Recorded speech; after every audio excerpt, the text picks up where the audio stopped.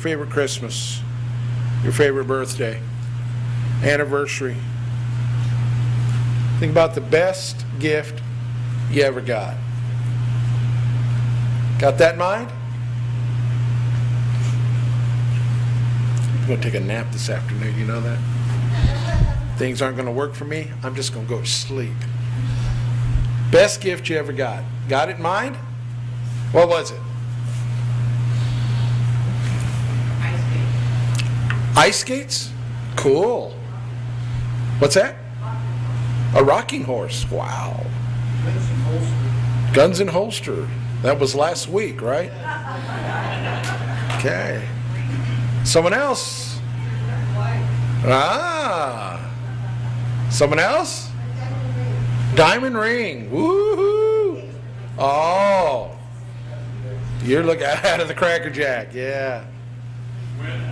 Schwinn bicycle. Wow. My brother and I, one Christmas, our parents got us matching little pedal cars. You know, they look like rockets, which I thought was kind of cool. And they had a light on the front and a light on the back that when you pedaled, they lit up, sparked and everything. That didn't last a day. I crashed into him, he crashed into me, we broke him. You know, it was rock'em sock'em derby time, you know. Best gift you ever got. Got it in mind? Can you imagine that Christmas? Can you imagine that Christmas? Can you imagine that tearing that wrapping off and opening up that box and it's empty? Be a little bit of a drag, wouldn't it? But the greatest gift that you've ever received came in an empty box. It was in an empty tomb. Jesus made a couple of statements that I want to draw your attention to. And they're both of them happen to be out of the book of John. One you know very well, it's John 3:16. And this is Jesus talking. He said, God loved the world so much that he gave his one and only Son, that whoever believes in him wouldn't perish, but would have everlasting life. Later in the book of John, in chapter 11, he records Jesus saying this to Martha, I am the resurrection and the life. He who believes in me will live even if he dies. And everyone who lives and believes in me will never die.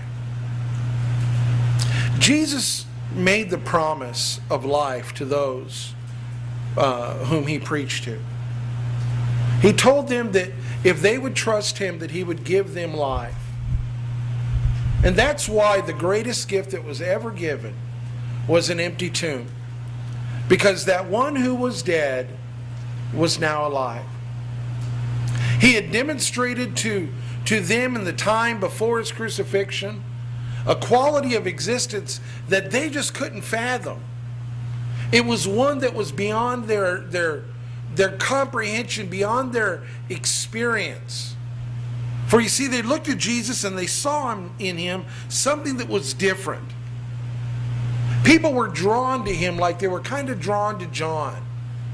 They said, there's just something about this Jesus that's different. Some people said, well, he kind of teaches different than the Pharisees. He teaches like one who has experience. Not knowledge, but one who knows what it is that he's talking about. They saw in Jesus a way of relating to people that they didn't see in other folks. They saw in Jesus a very essence of being when they looked in his eyes. Maybe that woman that was caught in the act of adultery. In the very act, condemned, guilty. But yet when she looked at Jesus, rather than hearing from this rabbi the party line, she heard something new out of the law. They saw in Jesus just something that made him curious. Something that was totally unfamiliar. His very manner of being caused them to question their own lives. Remember, it was Zacchaeus. It was Nicodemus that came to Jesus and said, there's just something about you that I don't have. There was something about the way that he related to God. Talked about him as Father. That's not something that they were used to. Pharisees and the Sadducees would speak about Jesus or speak about God in very formal terms of Lord. But this Jesus, I don't know. He spoke a little bit differently. He expressed a familiarity with God. Remember when Thomas, kind of questioned him about a few things? The disciples were saying, Lord, you talk about where you're going, and, where is that? Matter of fact, they said, show us the Father, Lord, and we'll trust that. And he said, if you've seen me, you've seen the Father. There was just a level of intimacy with God that no one else had, that Jesus showed, and they weren't quite sure about that. There was a oneness, a unity, a togetherness about him, that if you look in the 16th chapter of the book of John, that before the events of Calvary, Jesus says to his disciples, I want to pray for you. And as he talked to the Lord, he said, Father, may they know you like I know you. And may we know one another like you and I know one another. May we be one together. Something about his personhood just made people really wonder about the life that they lived. This was the life that Jesus promised. This was the quality of existence that Jesus was offering. He wasn't talking about, let me give you a life that's, going to make some sort of financial difference. Or let me give you a life that's going to make some sort of, temporal distance and make your existence easier. He says, let me give you something that really is about life, about a quality of being and a quality of existing, about a way of relating to God and a way of relating to others. This eternal life. Jesus offered it out to them. We have, I'm sorry to say, we've lowered that. We've cheapened that. We've made eternal life about heaven. And we say if you accept Jesus, then someday you'll go to heaven. And that's true. I mean, the resurrection definitely attests to the fact that sin has been forgiven. The price has been paid. The barrier to God and man in relationship has been taken away, and that's a great thing. But I had somebody just this week say to me, he goes, sometimes I look around at people in church and it almost seems like they're sitting there waiting to die. And I thought, well, you got to remember our congregation. Some of them are. But how many churches are that way, that people talk about, when we get to heaven. But that quality of life that Jesus demonstrated, he demonstrated before he ever died. He offered them a way of being that had nothing to do with death, that had nothing to do with the hereafter. As a matter of fact, it had everything to do with the here and now. See, that's where we've cheapened this gift of eternal life, in that we have made it all about someday in the sweet by and by. We don't understand that it's about today. That the way Jesus is, the way he relates to the Father, the way he relates to others, the way that he is in his person, his peace, his grace, his joy, can be ours.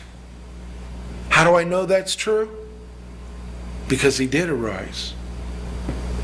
That's what sets Jesus apart from every other philosopher or religious leader. Jesus made claims and Jesus made assertions, and then God said, he's right. Because when he died, he rose again. No one else has done that.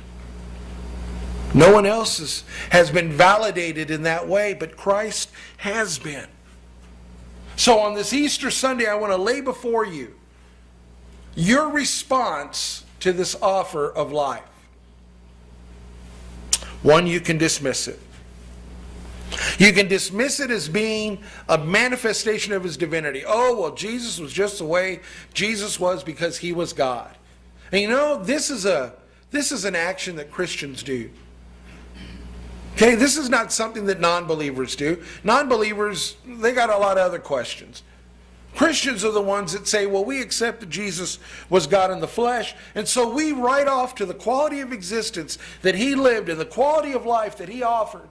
And we say, oh, well, that's just because he's God. And that lets you and I off the hook. I'm not God. Matter of fact, I had a lady tell me that one time many years ago. We were talking about Jesus and how he related to some people, and this lady looked at me and with desperation in her voice, she said, yeah, but he was more than human. And I said, so are you, if the Spirit of God lives in you. We can dismiss it, or we can counterfeit it. This is something that believers and non-believers alike engage in. This is where we say, well, Jesus acted this way and I'm going to act that way. And we codify it by religious action and, expectation and peer pressure. And we say, if you stub your toe, you don't cuss because Jesus wouldn't cuss. I would say Jesus wouldn't stub his toe. He'd say, let there be light. Oh, there it is. I read a little deal this week that said this man at church kind of lost his cool in front of his pastor, and he said some curse words. And his pastor kind of looked at him, and the man with a little sheepish, he says, oh, pastor, he says, I curse a little, you pray a lot, doesn't mean nothing to either one of us. Is that true? Have we codified religious practice to where I act like Jesus or I try to be a moral person, but at my core, I'm unchanged. I don't live that new life. Some people do. You've heard stories of folks that have gone to church for years, thought they were very devout. People would look at them and go, oh, Grandma Joe, Grandpa Ed. And they just, thought the world of them. But they never experienced that quality of a changed person in their life. That's counterfeit. We try to mimic it. We don't try to experience it. Some people deny it. That's exclusively the range of non-believers. They just say, well, the resurrection didn't happen, and to which my answer always is, show me the body. That's why the big deal a couple of years ago when they supposedly found the ossuary of Jesus, and on it had written, Jesus the son of Joseph. That has since been debunked. An ossuary is a little box that Jews used to put bones in. They cannot produce the body of Jesus. They can't. They never have been able to. Now, you could tell me that's an issue of faith, and I'll tell you, show me the body. A lot of people have been looking for a lot of years. They can't find the body of Jesus. His resurrection is not fable. It's not fiction. It's fact. They couldn't find it then. They haven't found it in 2,000 years. They can't find it today.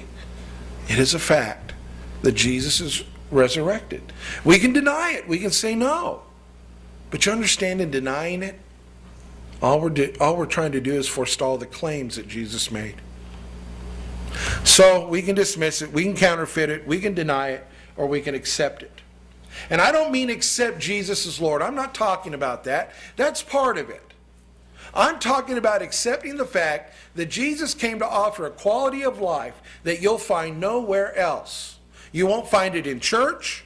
You won't find it in the bars. You won't find it in social organizations. You won't find it by doing your best. You only find it with Christ, because he is the perpetuator of it.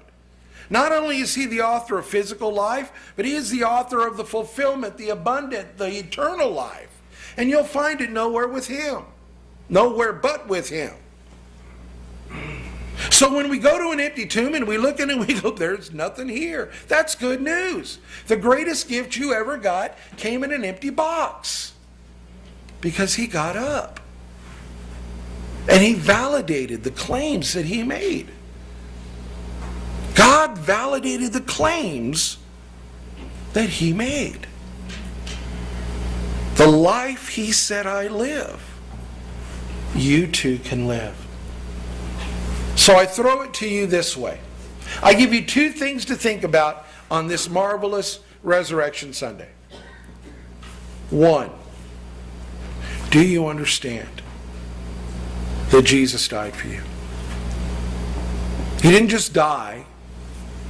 He didn't just, fulfill the law, but that he died for you.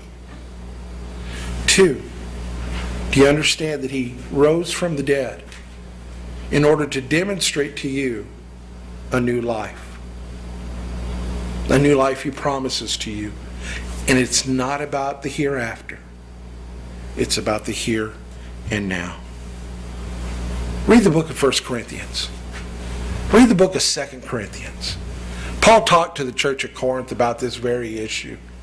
Because that's a church that kind of struggled with who they were as people. And Paul lays out for them the quality of eternal life that you can live now. Do you know he died for you? And do you know that he rose to give you a new life? Are you experiencing that?